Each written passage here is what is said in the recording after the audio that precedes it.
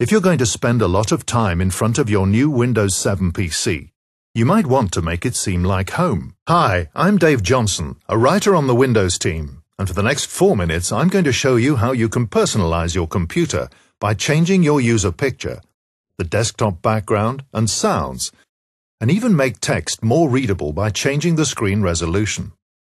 Now, when you open the Start menu, you've probably seen the user picture.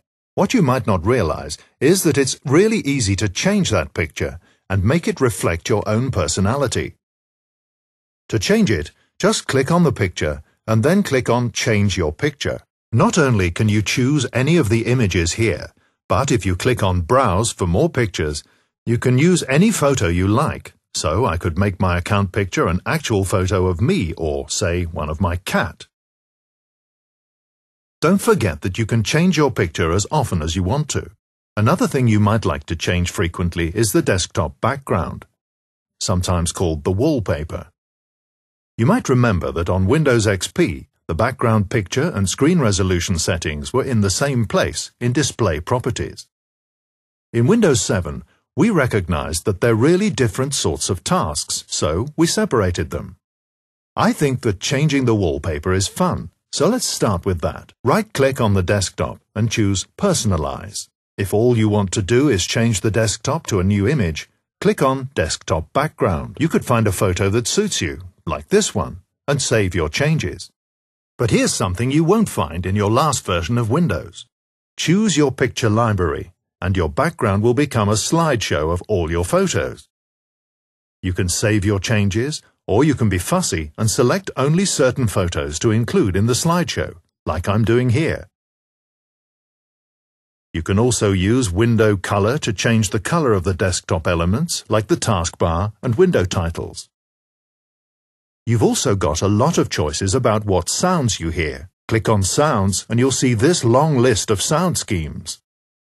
To audition a particular scheme, pick one from the list, and then you can click the Test button to play the various sounds that occur when Windows wants to tell you something.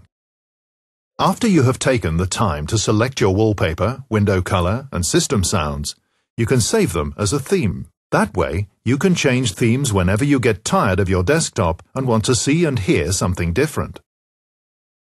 Just save your theme, and you'll find it here in My Themes whenever you want to use it. You can choose any of these existing themes and even download new ones from the internet. Now that the desktop looks the way you like it, you could turn your attention to the resolution of your display. In Windows XP, you'd change your resolution to make text on the screen bigger and more readable. In Windows 7, there's a better way. Every monitor looks best at a certain resolution, called the native resolution. If your monitor is not set to that particular number, then the display might look really fuzzy, or it might be squashed or stretched. This can be really important if you have an LCD or flat panel display. I know that this monitor isn't configured correctly because circles aren't round. So let's make sure your monitor is set to the right resolution. Right-click on the desktop and choose Screen Resolution. Windows should automatically detect the native resolution of your monitor, so drag this slider to the recommended setting. Now click on OK and check the result. If your monitor can't display this resolution for some reason, don't worry. Just wait about 15 seconds and your display will go back to the way it was automatically. You don't have to do anything to fix it. But what if the text is now too small to read clearly and you'd like to make it bigger? Well, go back to the Screen Resolution window and click here. Choose one of these settings. This will scale your text, but leave the resolution at the best setting for photos and other graphics. If you ever have trouble reading text on screen, come back here and change this setting. Want to learn more? Check out the guide for this video. It has lots of additional information, including step-by-step instructions, so you can explore Windows 7 on your own.